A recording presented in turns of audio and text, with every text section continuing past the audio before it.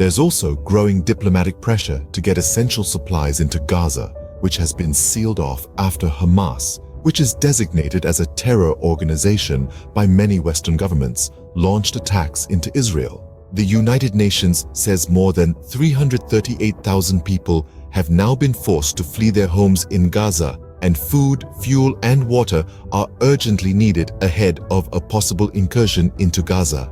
The Israeli Prime Minister Benjamin Netanyahu has established a national emergency unity government with opposition leader Benny Gantz. Israel has continued its mobilization of troops with hundreds of thousands on the southern border with Gaza.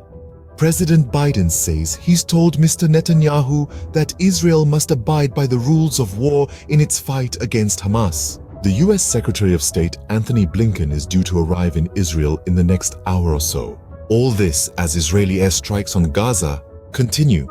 The Palestinian Health Ministry said at least 51 people died overnight.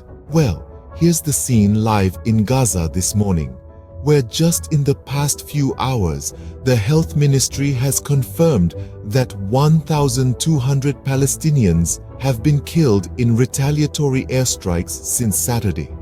A similar number of people in Israel are now thought to have been killed in the multiple assaults by Hamas at the weekend.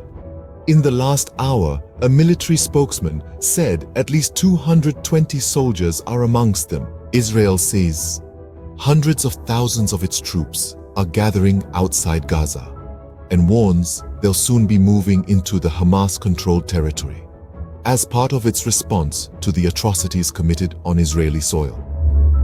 Alongside this show of military force, a war cabinet has been